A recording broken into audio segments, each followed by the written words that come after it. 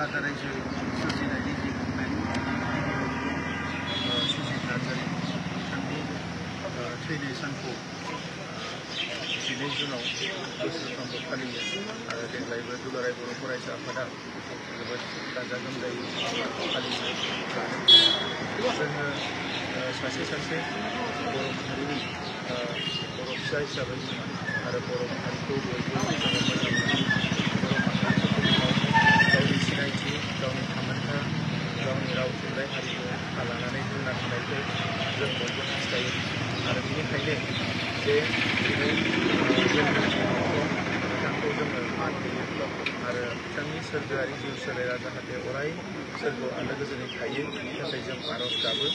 मुंख्लं सुजित नार्जारिजों लोगोसे बै समाव 6 बोसोरनि सिगाङाव थानाय बेवहाय गासै 135 जोंनि आगोमा बर' फिसाफ्रा जिउ गारनो गोनां जादोंमोन।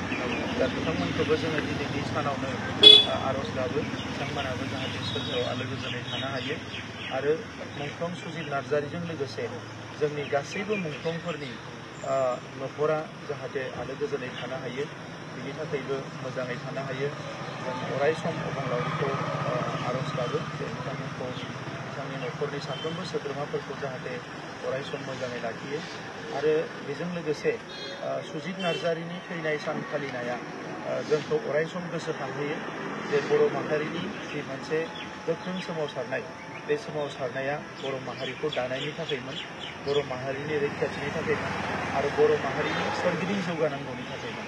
दा बे बिथिंफोरखौ नोजोर बोनानै जोङो सोमावसारबोदों आरो दिनैनि समाव जोङो मोनथाम गोरोबथा मोननो हाबाय, नाथाय जोङो दाबो जोंनि थांखियाव सहैजोबाखै।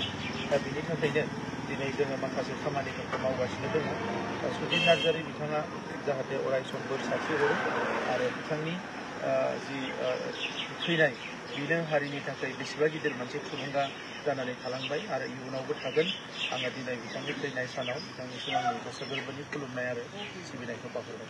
दिनै बे सानजों लोब्बा लाखिनानै दुलाराय बर' फरायसा आफादा बिटिआरनि हाबाफारिखौ मावफुंनांगौनि सायाव निस्सय सुजित नार्जारि बिथां थैनाय आरो बै समनि बड'लेण्ड मुभमेन्टनि 1135 सुबुङा जिउ गारनाय उननि समाव BLTनि मुङाव सुबुङा जिउ गारनांबाय जोंनि आगोमा बर' फिसाफ्रा आरो लोगोसे MDBनि मुभमेन्टआवबो माखासे आगोमा बर' फिसाफ्रा जिउ गारनांबाय। बे गासैबो थांखियानो जाबाय जोंनि जि मोनसे एकर्ड बे एकर्डफोरनि दफाफ्रा जाफुंनांगौ आरो लोगोसे हारिनि जि मोनसे गांनाय उखैनाय बियो अराय समनि थाखाय सुफुंजानांगौ। दा बेनि थाखायनो नैबे समाव जोंबो गोख्रोङै खामानि मावगासिनो।